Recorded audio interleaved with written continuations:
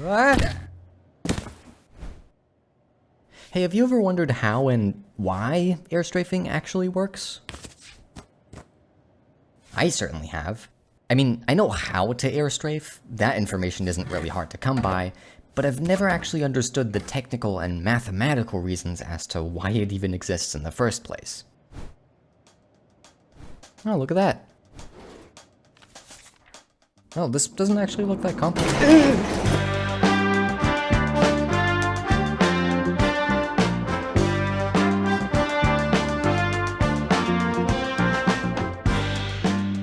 I think the most sensible thing to start with is to first take a step back and talk about what airstrafing even is and what it does. In short, it's a movement technique that allows you to both move in a curve and gain speed as long as you're in the air. The most common way to perform it is by holding either left or right while moving the camera in the corresponding direction. This is also pretty much always combined with bunny hopping, which is simply the act of repeatedly jumping to avoid ground friction. In general conversation, you will often hear the term bunny hopping or even strafe jumping being used as a shorthand for both of them in combination. One of the most interesting things about airstrafing, though, is that it's not unique to one game, but rather a certain lineage of game engines. Some of you might be screaming, "Oh my god, the source engine! I think he's talking about the source engine. He's talking about the source engine. I think confidently and wrongly." Okay, not entirely. The source engine does have airstrafing. In fact, it's very well known for that. But it's not where the mechanic or even the technique originates from. It's not even the gold source engine that the original Half-Life runs on. No, it goes all the way back to Quake I from 1996. Now, I realize I'm not breaking any new ground with that statement, but it's actually pretty relevant for us if we want to understand what's happening under the hood when we hold certain movement directions and gain more speed than was ever intended. If we have the proper snippet of source code from even just one game, we can make a lot of good guesses as to how things work in every other game on this history tree. And if anything, Quake I's GPL source code release from 1999 is probably the best place to start. The actual function we're looking for is called SV Air Accelerate, which is located within the svuser.c file on line 207. For the sake of readability, I've made some adjustments to it here, but if you want to look at the function in its original 1996 id Software Engineering glory, you can find a link to it down below. SV Air Accelerate runs once every frame, always ending by updating the player's velocity by adding some vector to it. The obvious question is, what is this vector and how is it calculated? So to figure that out, let's just step through the function line by line. First off, the function takes an input in the form of a vector called wish velocity. This vector is constructed from the direction of your movement keys and the camera rotation, and then scaled up to the max walking speed. It effectively represents the speed and direction that you're telling the character to move in on the global XYZ axes. Now, the first thing the function does with that vector is already kind of obscure, because the vector normalize function actually does two things. The first one we can glance from the name. It takes in a vector, normalizes it so that its length is 1, and spits out the result, right? Well, it would do that if it was well written, because what it actually returns is the length of the vector, for reasons, I'm sure. To be fair, it does actually normalize the vector it's given, it just doesn't return it, but instead modifies it directly. The problem is just that it does a secret second thing without telling you. So what we actually get out of it is the length of wish velocity being passed into the wish speed variable, and then wish velocity itself being scaled down to a length of 1. After this, the wish speed is then immediately clipped to a max value of 30. Next, the current speed is calculated by taking the dot product of the player's current velocity vector and the wish velocity vector. As a quick refresher on what the dot product actually is, if it's been a while since you last needed it, mathematically, taking the dot product between two vectors is defined as multiplying all the matching components and then adding the products together to get a single number. Visually, you can simply imagine it as projecting one of the vectors onto the other, multiplying it by the length of the vector that it was projected onto, and then taking that new length as the result. In our case, since one of the vectors we're dealing with is a unit vector, it actually makes the shape of the dot product a lot simpler. As we rotate the wish velocity, starting from both vectors pointing in the same direction, the result of the dot product starts at the length of the velocity, passes over 0 at 90 degrees, and reaches negative our velocity at 180 degrees. And this is of course mirrored on the other side. Notice that this means that current speed isn't really an accurate variable name. It's not an actual measurement of how fast you're moving, but rather how closely the wish velocity aligns with the actual velocity vector. But I'm sure that discrepancy will not lead to any unintended behavior later. The next step is to take the difference between the wish speed and current speed to find out how much speed needs to be added to the player. If that difference happens to be 0 or less, then we know that no speed needs to be added, and we can exit the function early to avoid computing things that don't do anything. Otherwise though, if add speed is greater than 0, we keep going and define the accel speed, which is now the actual speed that's going to be added on each frame.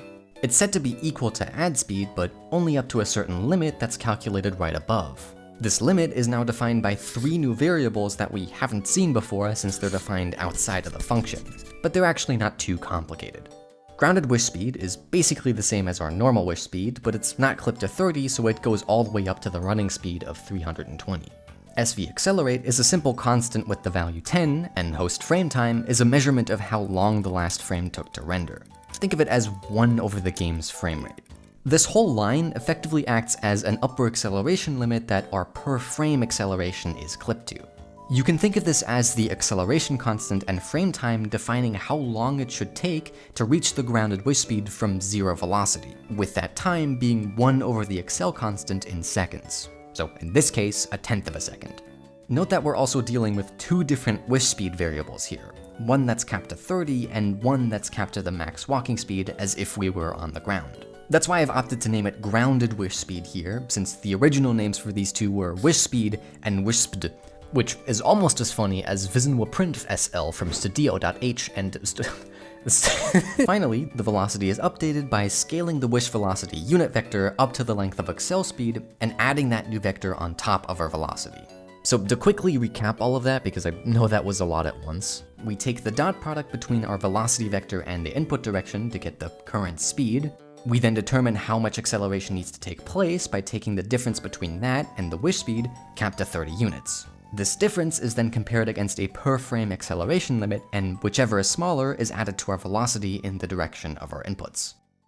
So great! Now that we know how air acceleration works in an intended context, we really have all the pieces we need to figure out airstrafing from here. Let's step into the shoes of an exploit hunter for a bit and think about how we could discover airstrafing from the knowledge that we have. A possible approach to finding an exploit would be to look for any spot in the function that seems a little out of place, where what the developer wrote doesn't seem to align exactly with what they actually wanted. Maybe we'd look at the vector normalize function, which says it does one thing, but actually does 2 things, so it's a little ambiguous what its actual purpose is. But on the other hand, the secret return value is documented as a comment next to it in the header file, which is the first place a developer would have looked to find out more about what a function does. And from looking at how both wish velocity and wish speed are used throughout the rest of the function, there's not really anything unusual there, so it does seem like an intentional thing to maybe save a few lines of code. So what about the incorrectly named current speed, which I've also suspiciously not renamed in my efforts to make the function more readable? Well, we know that airstrafing requires a sideways input to work, and you might recall that when walking through all the angles that your wish velocity can have, the dot product, which is what ultimately gets passed to the current speed variable, ends up drawing this cosine shape. Maybe some of the pieces are starting to fall into place, but just to be explicit, the points where this cosine wave crosses 0 exactly match our wish velocity pointing 90 degrees to either side. This is looking a lot more like what we've been looking for, so to be sure, let's run through the function with our input direction at 90 degrees. Of course, our current speed gets assigned a value of 0, but this means that in the next step, to find out the add speed, we subtract nothing, so what's determined as the speed that should be added to the player is exactly equal to wish speed. With the per frame acceleration limit applied, the end result is a vector with a length of 30 units being added to our velocity at a 90-degree angle. This does 2 things. Most apparently, it changes the direction of the velocity on the next frame, but it also slightly increases its length, which is to say a slight increase in speed. These 2 things directly correlate with the 2 main aspects that people are told about when learning how to airstrafe. The left and right directional inputs come from a guaranteed speed increase when wish velocity points 90 degrees away from the player velocity, and the constant camera turning is explained by the fact that whenever the velocity gets redirected, we need to readjust the angle of wish velocity to be at 90 degrees again. And the simplest way to do that is by just moving the camera over a bit while still holding down the same movement input. Now that sounds like it would be really precise and difficult, right? And yeah, turning at exactly the right speed so that your input direction is at an exact 90 degrees every frame is very precise and arguably not humanly possible. So the fact that humans have been able to airstrafe for many years does imply that there is at least some leniency at play here. What's probably most intuitive is that if your wish velocity points too far forward, the worst that'll happen is that you just don't accelerate. But let's watch the values, and specifically the current speed and add speed, as we approach 90 degrees. See what's happening? Once current speed drops below 30, that's when we start sidestepping the speed cap, and add speed goes above 0, allowing us to continue through the rest of the function. From here, the speed gain gradually increases until we hit a maximum at 90 degrees. What we're effectively simulating here is a slower than optimal turn rate, but thanks to the leniency brought about by the 30 unit threshold, we can still accelerate even if we don't hit exactly 90 degrees. This leniency also applies in the other direction for angles bigger than 90 degrees, but it's also a lot more punishing if you end up overstrafing too much. See, while understrafing, or turning too slowly, simply results in much less speed gain, overstrafing can lead to active speed loss if your wish velocity falls outside of that leniency range. Because now, not only does the impulse generated by the function start pointing back on your velocity, but because current speed actually starts dipping into the negative, it results in a much bigger add speed, magnifying the effect even further. Hi, quick little side note, the actual optimal angle is actually frame rate dependent. Kind of. More specifically, it comes about from this initial calculation of accel speed. These two are effectively constant, so the frame time is the only thing that can change. If we run the numbers on this, then we'll find that at 106 FPS or above, the optimal angle actually starts to point slightly in front of 90 degrees on both sides, so like that. But for the sake of simplicity, I've been and will keep assuming a frame rate of 60 FPS. So then, how much speed does good airstrafing actually gain? Well, it depends. The size of the vector that gets added to our velocity may be a constant 30, but that doesn't mean that we gain 30 units of speed every frame. The actual speed gain we can figure out with a little bit of Pythagoras and then taking the difference between the previous frame and the current frame. But that also only gives us the speed gain for that specific velocity. If we start to increase that starting velocity, you can see that the sideways vector becomes much less significant at higher velocities, meaning that not only is the angle change smaller, but also the overall speed gain as well. This is why you have to turn your camera more slowly as you gain speed, and it also becomes harder in general to gain speed as you go faster and faster. And at some point, the ground friction you experience every time you land starts to cancel out the speed you gain from airstrafing.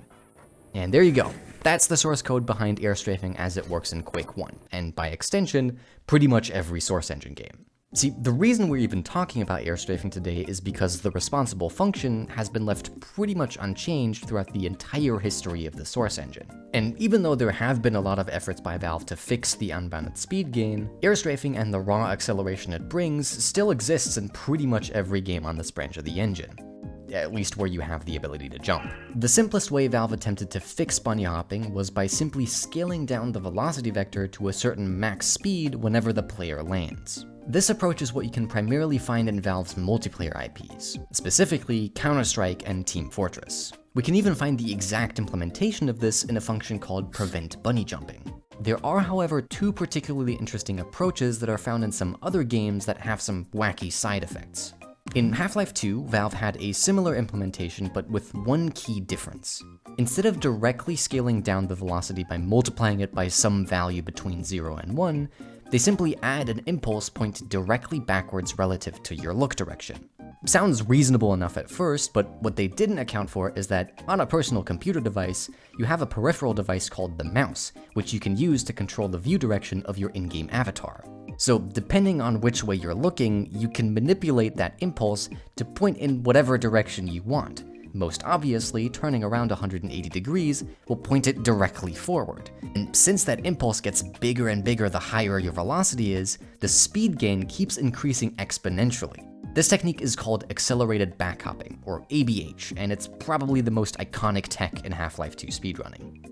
To just reiterate why this works, we know from the Quake source code that the look direction doesn't really matter. All that matters is the angle between your overall input direction on the global XYZ axes and your current velocity. On a mouse and keyboard, this means that you can look in 8 different directions, and as long as you adjust your keyboard inputs accordingly, the math works out exactly the same. So in the case of Half-Life 2, to bunny hop backwards, all you have to do is switch around your strafe keys, holding left when you want to turn right, and holding right when you want to turn left. There are also a few other techniques like a SH and a FH, which trick the game in various ways into thinking you're going in a different direction than you really are. This same implementation is also present in Portal. It's just less prevalent in speedruns due to the smaller, more convoluted levels and, shocker, the ability to teleport from point A to point B. Portal 2, on the other hand, is a really unique case, because here Valve decided to straight up turn off your air control once your velocity goes over 300 units. The way it's implemented, though, is a little weird. Instead of fully turning off air control, it locks your wish velocity so it's only allowed to be in certain quadrants of the global X and Y axes. Yeah, I said this was gonna be weird, just bear with me for a second. Effectively, once your velocity goes over 300, the game looks at the X and Y components of that velocity and checks if either of those is greater than 150 units. For whichever component that is true, it locks the 2 quadrants on the opposite side so that your wish velocity can no longer point in the direction of either of those quadrants. The way it goes about locking off these quadrants is by simply taking the X and or Y components of your wish velocity and just setting their values to 0 if they happen to be in those quadrants, effectively squishing down or projecting your wish velocity onto one of the axes. This has the weird side effect that, as long as you're roughly aligned with one of the global axes, you can still strafe a little bit, but not make any proper turns. Once your wish velocity angle changes enough, the locked quadrants disallow you from continuing the strafe in the same direction. Your wish velocity simply doesn't go any further even if you're holding the correct buttons and turning the camera. But strafing in the other direction is now possible again, because the wish velocity angle for that is now in a quadrant that's allowed. If you're moving in a direction that's not aligned with the global axes, however, like diagonally, you're extra boned, because now both your X and Y components are over 150. The X component locks off these 2 quadrants, and the Y component locks off these 2. So no matter what direction you hold, you're completely locked out of air strafing. Some of the lesser known about Source Engine descendants are Respawn Entertainment's Titanfall games, which also include air strafing. The main difference here is that the rate at which you can turn with your strafes is much lower than in every other game up until this point. This is thanks to the SV air accelerate constant, which mirrors the SV accelerate constant from the Quake source code. If we think back again, this line just defined an upper acceleration limit that the actual acceleration on any given frame would be capped to. In practice, that means that if the accelerate, or in this case air accelerate value, is much lower, the vector added to our velocity each frame becomes smaller, and the optimal turn rate slows down with it. What Titanfall builds on top of that is a mechanic speedrunners call strafe lurch, which is something I've already covered in depth in a different video. This is a small, immediate impulse that both redirects your velocity and also results in a bit of speed loss anytime a movement key is pressed within 0.4 seconds after jumping. This can be used to trade in speed to momentarily make a sharper turn by tapping a movement key multiple times, which is aptly called tap strafing. With Apex Legends, Respawn decided to limit bunny hopping similarly to how it was done in the Counter-Strike series by simply reducing the overall speed every time you touch the ground. The slowdown here is a lot more gradual than in Counter-Strike and Team Fortress though. Instead of scaling your velocity down to a certain speed immediately, it seems to happen over a handful of hops. Oh, also this game lets you bind the scroll wheel to movement inputs, so tap strafing looks like this now. Excluding Half-Life Alyx, which for obvious reasons has a very different movement system, that leaves us at the most recent standalone Source Engine game. So we're done, right? Who put that there? That was not there before. What even is on this? Oh, right, because there's a different game company that also made, you may have heard of id Software, but it says Quake on here. I forgot about Quake. Given that this video was initially about Quake and how it brought about air strafing, it would be a bit silly of me not to talk about the other Quake games that followed. Turns out, id Software also wasn't the biggest fan of players abusing the movement system to jump around corners and continuously gain speed. So they too went about fixing it, but their approach was a little bit different. Their main beef was actually with the air control rather than the unbounded speed gain, so when Quake II came around, they simply reduced the acceleration factor from 10 to 1 to limit how big the accel speed could get, reducing the size of the vector that would be added to your velocity on each frame. Now that sounds very similar to what Respawn did for Titanfall, but if we compare the functions from Quake I and II side by side, we can also see that the snippet responsible for clipping the wish speed is straight up missing in Quake II. This would normally mean that by holding sideways, every frame we would get a vector with the length of the max running speed, in Quake II that's 300, added to our velocity. But since the add speed is now always clipped to our now much smaller accel speed, we never end up benefiting from that much larger add speed. Or do we? Taking another look at the dot product, what it effectively returns is a sliding scale between the length of a velocity vector when Wishdar points directly forward, and 0 when Wishdar points 90 degrees to the side. After subtracting that from the wish speed, any value above 5, assuming a frame rate of 60 FPS, gets clipped to that number. Only once Wishdar is pointed forward enough so that the dot product is 5 less than the wish speed, does the final accel speed get smaller. Anywhere else, it's stuck to that value. So, when the size of our accel vector is capped, the best thing we can do with it is point it as far forward as possible to maximize our speed on the next frame. If this sounds familiar to you, that's because this is the exact same phenomenon that I briefly mentioned earlier talking about Quake I. It's just much more pronounced here because the acceleration constant significantly lowers whatever value this expression spits out. Now, the fact that the optimal input angle points farther forward means that to get the best possible acceleration, we need to adjust our inputs and camera angles not only to get our Wishdar as close to that point as possible, but also to find the equivalent mirrored point on the other side whenever we switch strafe directions. Because the required angle change isn't a simple 180-degree flip anymore. To achieve this, some very clever Quake gamers have devised a couple of different techniques with names like half-beat, full-beat, and dual-beat strafe jumping, which are all different styles and flavors of combining look direction and movement inputs to switch strafe directions in ways that are either beneficial for awareness, speed gain, or are just generally more comfy for some people. Another interesting thing about the optimal strafe angles is that they're actually constantly moving. As you gain speed, the optimal angles start out by pointing very far forward and gradually move towards 90 degrees on either side as the difference between your velocity and wish speed increases. This is another one of those weird side effects that comes about due to the function's use of the dot product. If our current velocity is significantly bigger than the wish speed, it creates a range of angles around our velocity vector where our accel speed gets clamped to 0 because of this difference. So we can rotate the Wishdar vector a few degrees to either side, and as long as current speed is bigger than wish speed, the acceleration is stuck to 0.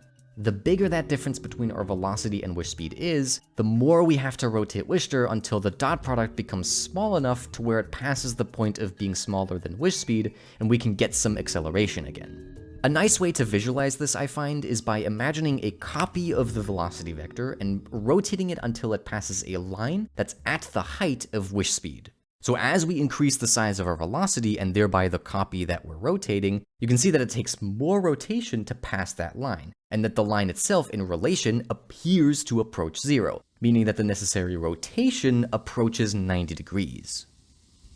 Okay, quick little breather. Now, if none of that made sense to you and you're completely lost, honestly, that's totally fine, because this is a very hard thing to try and understand within the span of like 20 minutes. In fact, it took me like 5 days of just reading the source code for me to like wrap my head around it in a way that I can semi-coherently explain. In fact, throughout the process of writing this video, I literally forgot how it works like 15 times, and every time I had to read through the source code again and be like, oh, okay, yeah, no, that's how it works. Okay, got it. I remember now, and then I would forget like 5 minutes later. But if there is one thing that I want you to think about right now, it's just how wild this really is. Because quite literally, all the developers did was change one value from 10 to 1, and deleted a short snippet from the function, and what we got out of it was a completely new set of tech for airstrafing, with its own set of nuances that both look and feel completely different from Quake I and Source-style strafing. Like, under the hood, it's still kind of doing the same thing, but execution-wise, it's completely different. Like, isn't that cool? I don't know, man, I think it's cool. Throughout the rest of the Quake series, this is pretty much how airstrafing works with no major changes made in later installments. Quake III Arena would turn out to be a very important release in the series, as its engine is the one that would end up being used in a lot of recognizable series both in and outside of idsoft.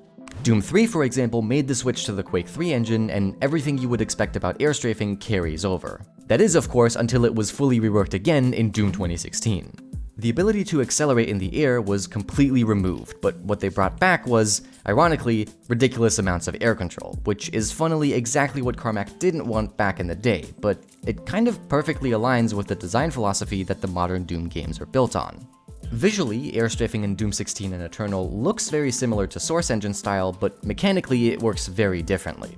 Air movement in those games was fully rebuilt to be a lot more intuitive and allow you to actually move in the direction of the keys that you're pressing, which is something that every previous version of the engine, including Source, did not allow you to do.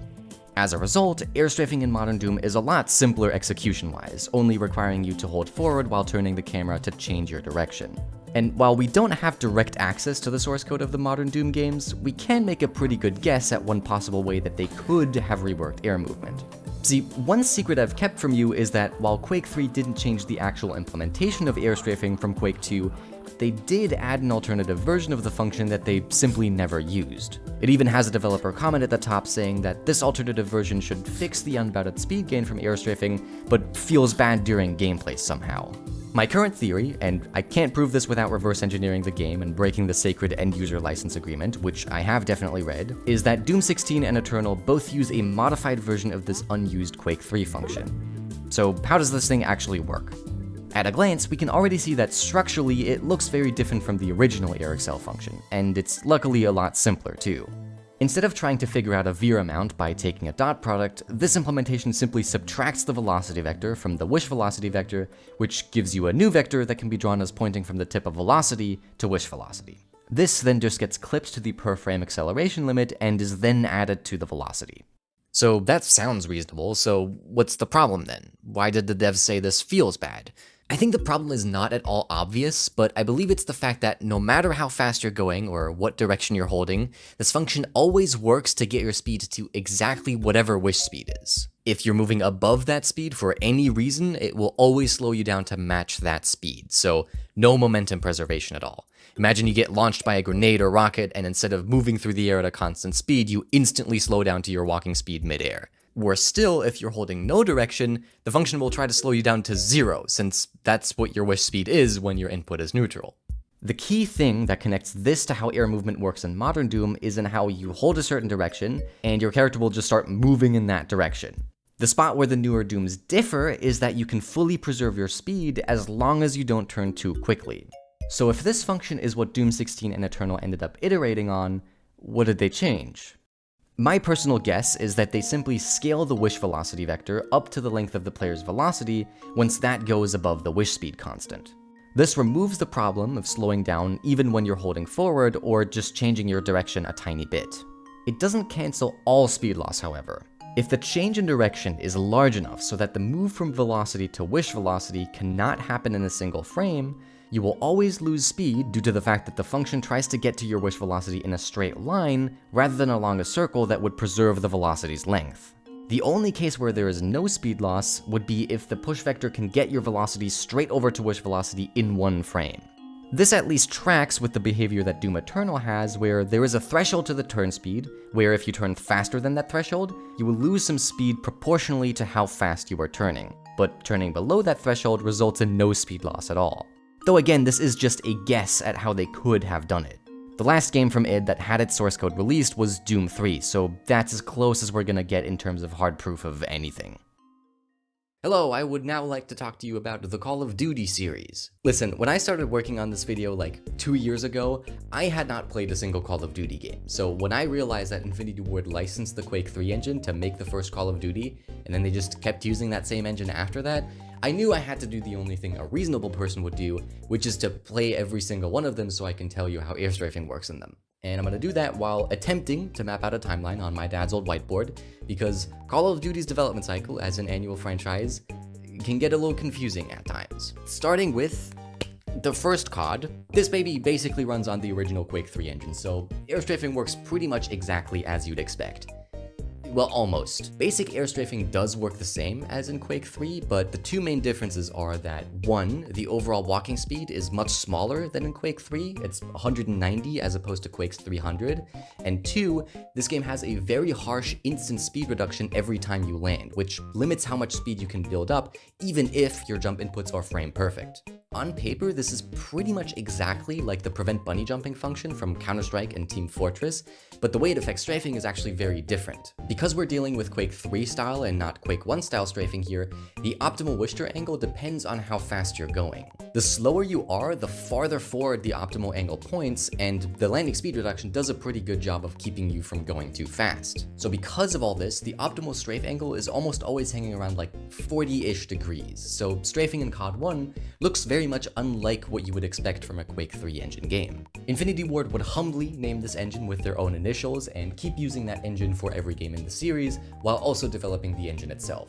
Call of Duty 2 doesn't do a whole lot differently from 1. The biggest difference is that this game actually lets you bind jump to the scroll wheel, which at least makes maintaining your speed over long stretches more feasible, though the landing speed reduction is still very much present.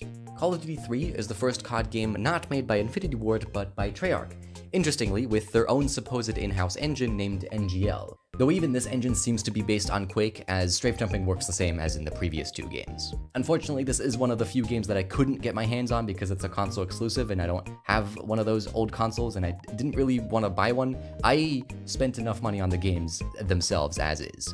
Now, if you've ever seen a COD speedrun, the Modern Warfare series is where things will start to look a lot more familiar. This is mainly thanks to the introduction of sprinting, which drastically affects what optimal strafing looks like. Like every previous entry, the walking speed, and therefore the wish speed while you're in the air, is at 190 units. Sprinting raises the grounded running speed up to 285, but it does not touch the airborne wish speed. So even just a regular sprint jump leaves us at a pretty sizable difference between the two, meaning that the optimal strafe angles will be pointed much closer to 90 degrees in comparison to the previous games. Immediately after the first Modern Warfare came World at War, which is the second title primarily developed by Treyarch, though this time with a fork of the IW3 engine instead of a continuation of their own in-house engine. The most notable difference to Modern Warfare is that Treyarch introduced a stamina mechanic, which limits how long you can sprint for, and by extension, how many truly effective strafe jumps you can do in sequence before you need to slow down and recover that stamina.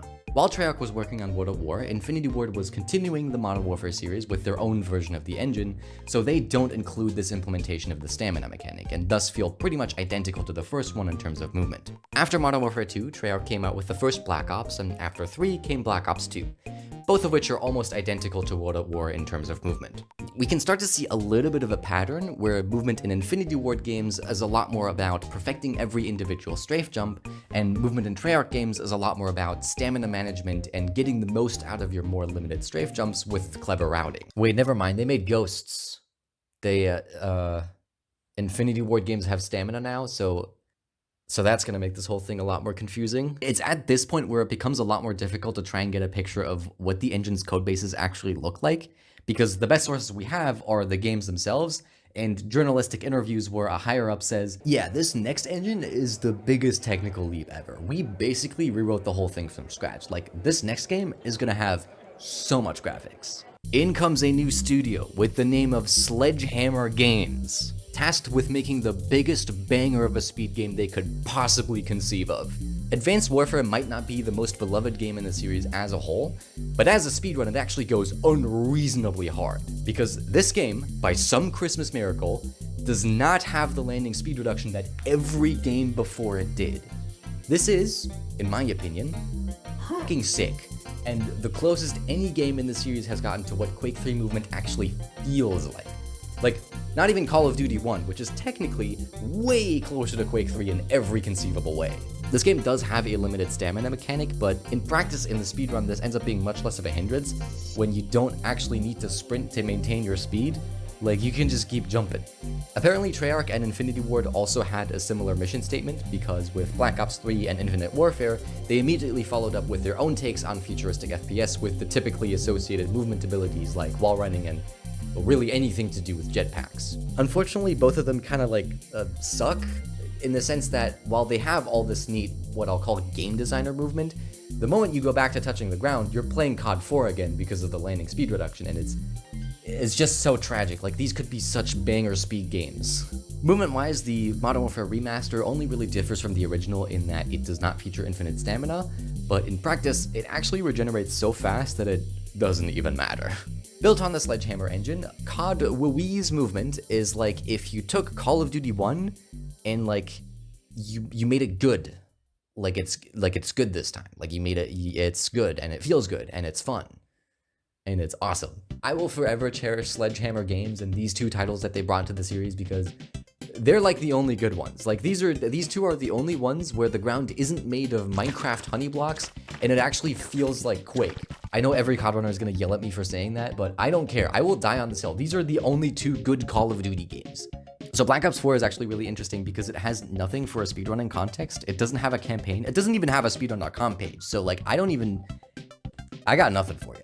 The 2019 reboot of Modern Warfare marks a point in the timeline where airstrafing becomes less and less relevant in the campaign speedruns. I did a bit of testing in this game specifically, and while airstrafing definitely exists and continues to exist in the games after this, the actual air control and air acceleration seems to be much lower, making it only really viable in a few spots in the whole run. The following Modern Warfare titles, Black Ops Cold War, Black Ops 6, and Vanguard, all use this engine and its continuation, so there's not really a whole lot of interesting differences to point out anymore. However, the last standout I'll quickly mention is the Modern Warfare 2 remaster, developed primarily by Beenox using the Sledgehammer engine. Though unfortunately this one differs from the other two Sledgehammer games in that the movement is very faithful to the original, aka the landing speed reduction is back. But now that we've arrived at the end of this branch, how about we take a step back and just see what we've covered. So this is every Quake engine game, at least that I know of, but I guarantee you there's like 50 more that I missed. And this graph doesn't even include source ports, which would triple the size of this monstrosity. So what was that, 36 minutes? And we had a good look at the Quake and Doom series, a handful of source engine games, quickly visited Titanfall and got a quick overview of the Call of Duty series. And the amount of stuff I haven't touched on is still, well, you can see it. My point is there's still so much more to explore here, but I had to put the cutoff point somewhere for the sake of my own and frankly your sanity too. Wait, so you actually spent hundreds of dollars to buy every single Call of Duty game for this? It was a business expense.